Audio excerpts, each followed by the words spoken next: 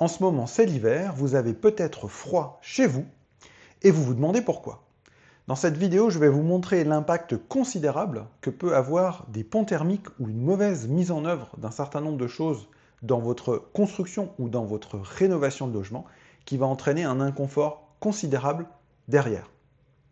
Je vais vous présenter l'exemple d'une maison construite en 2009 dans laquelle il est quasiment impossible de dépasser 15 degrés au rez-de-chaussée. Alors, comme d'habitude, cette vidéo va être peut-être parfois un peu technique, mais l'idée pour moi, c'est vraiment de vous expliquer ces choses-là de manière très pédagogique et que vous compreniez bien à quel point il est absolument fondamental derrière, que vous soyez un investisseur ou simplement quelqu'un qui fait une construction ou une rénovation complètement sous-traitée, que vous soyez derrière le travail des artisans pour le vérifier pendant le chantier avec quelques points clés et que vous en avez pour votre argent, j'ai envie de dire. Comme d'habitude, si ce genre de contenu vous intéresse, je vous incite à vous abonner à la chaîne, à commenter, à partager vos propres expériences en dessous, parce que c'est toujours extrêmement riche de pouvoir l'échanger avec toutes sortes d'autres personnes, et puis ça permet vraiment de dynamiser le référencement de la chaîne et de donner l'opportunité à plus de personnes, comme vous, de pouvoir tout simplement la consulter. Allez, je vous propose de commencer tout de suite. Donc, je vous le disais en introduction, je vais vous montrer aujourd'hui des images qui proviennent donc d'une maison, une petite maison, voilà, pas une maison de ville, il y a un petit terrain autour, etc., qui est dans le nord de la France, construite en 2009, donc construction récente, RT 2005, complètement conforme, et qui est sortie avec un DPE-C, parce que, en fait, quand on se base sur une analyse des procédés constructifs et de ce qui a été mis en œuvre dans la construction, on a des éléments qui sont plutôt corrects, avec de l'isolation, avec un chauffage intelligent, avec une ventilation bien gérée, etc.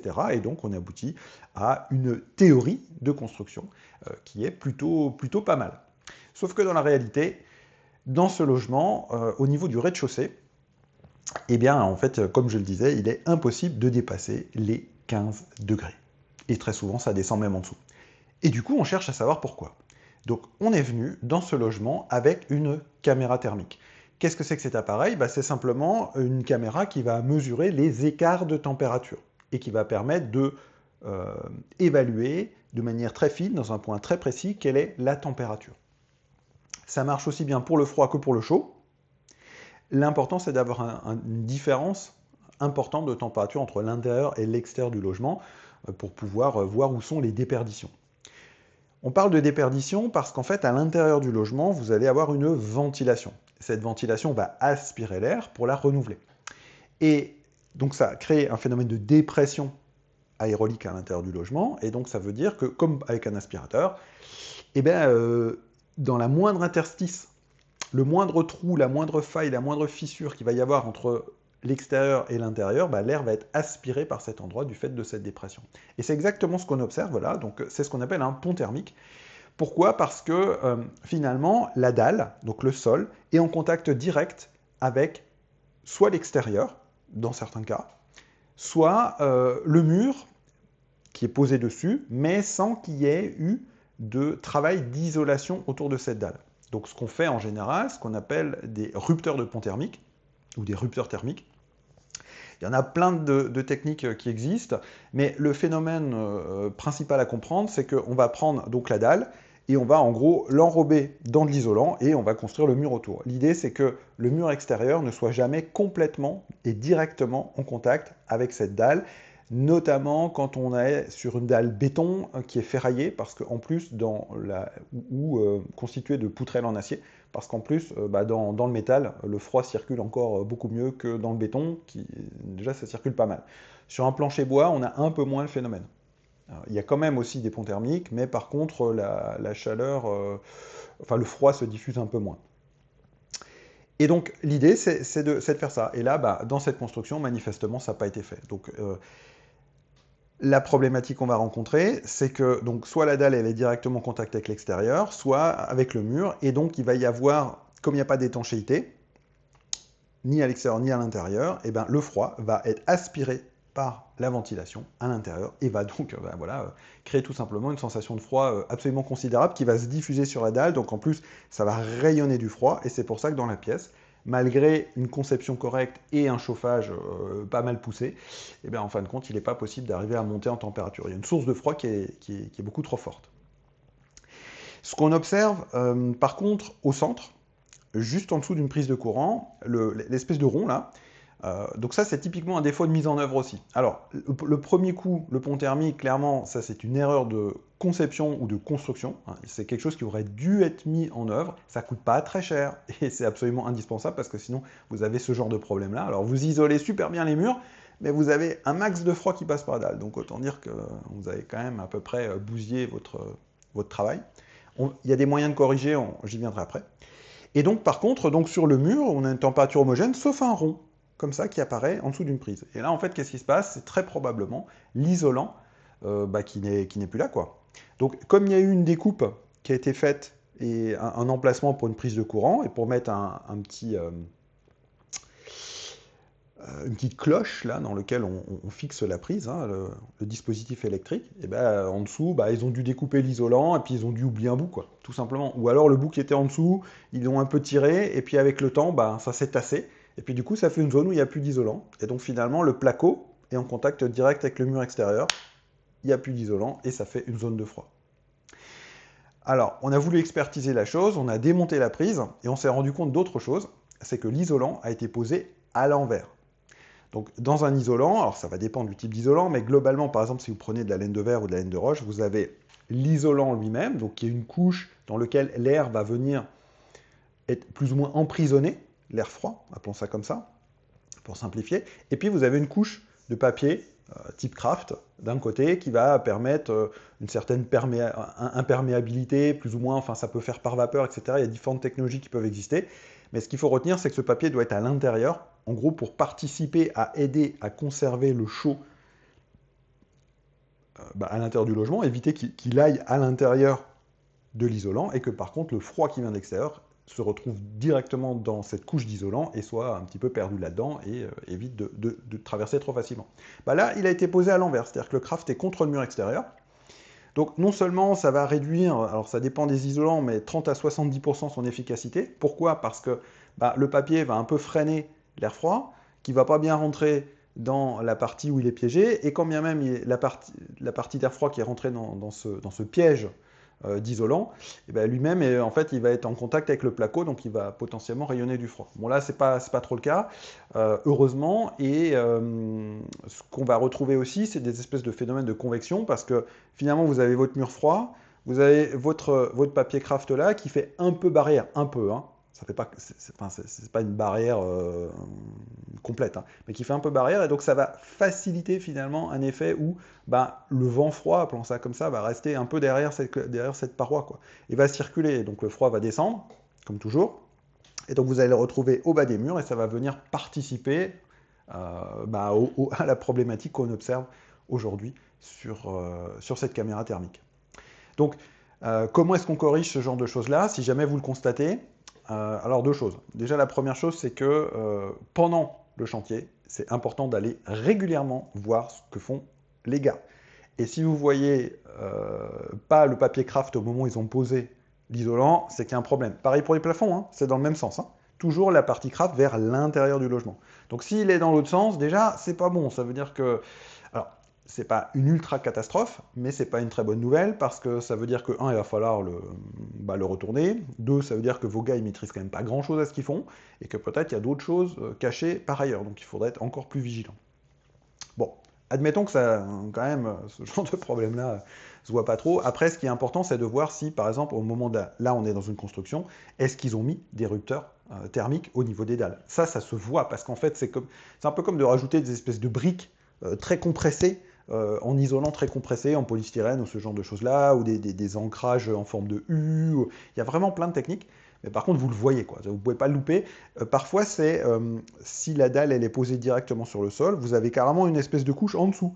En fait, ça fait donc vous avez, c'est comme des Lego qui se posent, qui font toute une couche sur l'emprise de votre future construction, et puis qui remonte un peu sur les côtés, et puis on va couler la dalle là-dessus, et après on va monter les murs dessus, mais ce qui fait que les murs et la dalle ne sont pas en contact direct avec le sol. Et c'est ça qui permet d'avoir justement pas de transfert de température entre les deux. Donc en fait, ça se voit. Donc allez sur les chantiers, vérifiez-le. Et à la fin du chantier, pour les détails de mise en œuvre comme ce qu'il y a en dessous de la prise là, eh ben, prenez une caméra thermique et faites exactement comme dans les images que je vous partage. Alors la caméra thermique de cette qualité-là, ça coûte assez cher, il faut compter dans les 1500 euros. Par contre, ça se loue pour quelques dizaines d'euros en mairie, en général. Il y a toujours un guichet où il y a plus ou moins ça qui vous est proposé dans les mairies un petit peu importantes. Je vous engage à le faire, quoi. Parce que quelque part, vous allez dépenser 30 ou 40 euros pour louer une journée la caméra, vous allez vous balader partout, et puis derrière, vous saurez exactement là où ça se passe bien et là où il y a potentiellement des problèmes. Donc, dans la majorité des cas, vous allez féliciter vos artisans suite à ça. Et dans certains cas, vous allez dire, là, j'ai détecté quelque chose qui n'est quand même pas terrible, terrible. Donc, avant que tout soit fini, typiquement, quand ils viennent de poser le placo, mais qu'ils n'ont pas encore tout fait, ce serait intéressant déjà de passer une première fois, parce que ça va vous permettre de détecter s'il y a des problèmes dans la fourrure de l'isolation quelque part, ça peut être dans les combles, ça peut être ailleurs, et de leur demander de corriger tout de suite, avant qu'il y ait tout qui soit peint et tout qui soit terminé. Hein, c'est toujours mieux. C'est toujours beaucoup moins de travail pour eux. Alors eux n'ont pas le réflexe de faire ça, hein, ce genre de contrôle.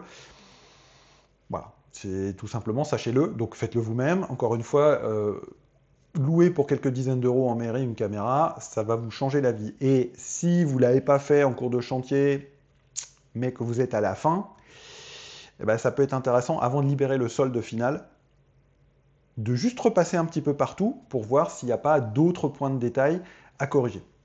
Et justement, ça va faire une transition vers la suite. Donc là, on a beaucoup parlé des dalles et des ponts thermiques, mais ce que je trouvais intéressant dans cet exemple, c'est que visuellement, c'était extrêmement parlant. Hein. Là, on a quand même des points où on est entre 9 et 11 degrés, quoi.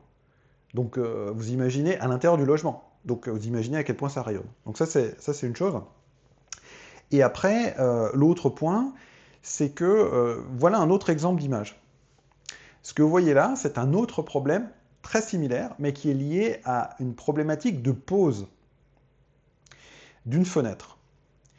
Et qu'est-ce qu'on va avoir là? Tout simplement, les jointures n'ont pas été extrêmement bien faites sur le côté, et donc il y a énormément d'air froid qui passe, et donc vous avez exactement le même phénomène qu'au niveau de la dalle. C'est-à-dire il y a de l'air froid qui passe, et donc ça vient vous polluer quelque part votre température intérieure par de l'air extrêmement froid qui vient directement de l'extérieur. Donc là, on est vraiment sur une problématique très simple de mise en œuvre.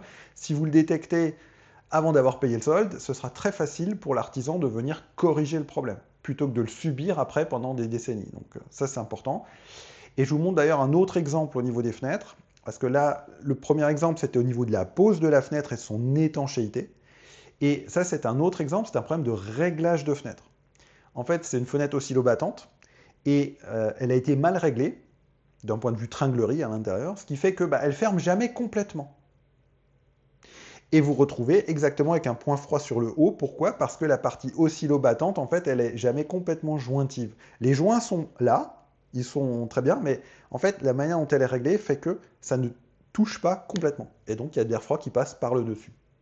Voilà, c'est un peu un festival dans cette maison, de malfaçon, appelons ça comme ça, ou en tout cas de mise en œuvre un petit peu comment dire, un petit peu aléatoire, hein, voilà, et pas forcément extrêmement méticuleuse. Mais n'empêche que la conséquence, c'est de se cailler quoi, hein, dans le logement, hein, malgré un chauffage tourné à fond. Donc, les petites choses au niveau des fenêtres, ça se corrige facilement. Il suffit de faire revenir l'artisan, il va refaire l'étanchéité. Alors, potentiellement juste en mettant de l'isolant, hein, ou en mettant un fil de silicone, etc. Ça suffit, en fait. L'idée, c'est que l'air froid ne puisse plus passer, hein, ce que je vous racontais avant, par rapport à l'élément de dépression de la ventilation qui aspire l'air froid. Par là. Et au niveau des fenêtres, c'est pareil, il y a des petits réglages, ils viennent, ça prend 5 minutes avec un tournevis, ils font les réglages qui vont bien, et votre problème, il est résolu. Donc c'est vraiment important de faire ces contrôles à l'avance, et avec ce genre d'outils, vous pouvez les faire, encore une fois, de manière extrêmement fiable. Et puis, il n'y a pas de discussion avec l'artisan, quoi. Ouais, hein, c'est ok, j'ai fait cette mesure-là, bon, tu le vois, ok, tu corriges, on refait un test, et ok, c'est bon, c'est pas bon, voilà, c'est assez simple, il n'y a pas de discussion, donc je trouve que c'est très bien. Par contre, pour la dalle, une fois que vous en êtes là, si vous avez vraiment... Alors, qu'il y ait des ponts thermiques dans votre logement, c'est normal. Surtout s'ils datent d'avant 2001, les premiers... Enfin, ouais. S'ils datent de plus de 30 ans, c'est tout à fait normal. Même s'il est plus récent, c'est normal d'avoir des ponts thermiques. Par contre, l'idée, c'est comment est-ce que vous arrivez potentiellement à les corriger. Donc, il y a plusieurs manières de faire. La manière la plus simple et la première, c'est d'essayer de voir où il y a de la fente, globalement, hein, qui va laisser passer l'air, ce fameux air qui est aspiré, et vous tirez des joints de mastic silicone là-dessus, et déjà ça permet d'éviter qu'il y ait ce mouvement d'air. Ça va avoir un impact immédiat, et puis une cartouche, ça coûte entre 5 et 10 euros, hein, donc voilà, c'est pas cher, c'est vite fait. Et voilà. Par contre, ça règle pas complètement le problème, parce qu'en fait, l'air froid, il arrive quand même, simplement, il est bloqué à l'intérieur du mur. Donc ça va quand même rayonner très fort. Ça va juste éviter d'avoir la sensation de ventilation ou d'air froid qui rentre à l'intérieur. Donc c'est bien, mais c'est vraiment qu'un tout petit début. Ce qu'il faudrait vraiment faire dans ces cas-là, c'est arriver à éviter que l'air froid ne rentre de l'autre côté. Donc finalement, c'est de traiter la partie extérieure du mur, périphérique du logement. Et pour ça, bah, ça dépend à quel étage vous êtes déjà. Mais si vous êtes au rez-de-chaussée, parce que c'est quand même des phénomènes où plus on est au rez-de-chaussée, c'est plus grave que dans les étages. Voilà. Parce qu'il y aura plus de contact avec les fondations qui vont ramener du froid, etc. Enfin, il y a plus d'éléments. Donc, en général, ce qu'on fait dans ces cas-là, c'est qu'on va décaisser tout autour du mur. Donc, décaisser, pas forcément une très grande largeur, hein. Enfin, c'est une largeur de pelle, quoi, globalement. Donc, c'est-à-dire qu'on va enlever la terre, on va faire une tranchée le long du mur, et on va poser un isolant qui peut faire souvent entre 18 et 22 cm. Un truc un peu sérieux, alors ça peut être du polystyrène, ça peut être autre chose, ça dépend de la nature de votre mur, surtout. Et en fait, on va le poser, on va descendre au moins 60 cm en dessous de votre dalle, et puis on va monter un petit peu aussi au-dessus pour que finalement englober. L'idée, c'est quoi? C'est que si aujourd'hui votre dalle, elle sort directement dehors, bah, vous mettiez un isolant à cet endroit-là, ou si elle tape dans le mur, bah, vous mettiez un isolant au niveau du mur, là, pour qu'il y ait le moins de froid qui vienne se poser sur cette dalle. Voilà, donc ça se corrige. C'est pas forcément extrêmement cher. Alors si vous êtes sur un étage et que vous avez des gros problèmes de pont thermique, bah, ça vous oblige plus ou moins à faire une isolation par l'extérieur, donc une ITE intégrale du bâtiment. Si c'est juste au rez-de-chaussée, vous faites juste le bas. Et puis vous remettez un crépi derrière, et puis vous êtes tranquille. En général, vous n'aurez pas de problème non plus avec les architectes des bâtiments de France, etc. Sauf si puisque ça reste tout en bas au ras du sol, bon, sauf si le logement donne directement sur la rue. Si vous êtes directement sur le trottoir, là c'est embêtant. Mais par contre, si vous avez un minimum d'espace entre votre bien et puis extérieur, c'est un minimum de jardin, quoi, d'espace vert, de quelque chose, là vous n'avez pas, ce sera assez facile de corriger. Voilà. Donc cette vidéo, l'idée, c'était vraiment de vous présenter ces éléments-là avec, pour une fois, des visuels, parce qu'on entend souvent parler des ponts thermiques, des problèmes de mise en œuvre, etc. Puis en fait, c'est pas toujours très concret. Donc ma vraie recommandation, encore une fois, que vous soyez investisseur, comme moi, ou pas, c'est de suivre votre chantier. Alors, on ne peut pas devenir expert de tous les corps de métier du jour au lendemain. Par contre, il y a des choses qui se voient, quoi. Un papier craft qu'on voit ou qu'on voit pas sur l'isolant, bon bah ça, c'est immédiat, il n'y a pas besoin d'avoir passé très longtemps pour le comprendre. Et ça vous permet tout de suite de savoir si globalement vos gars ils le font correctement ou pas.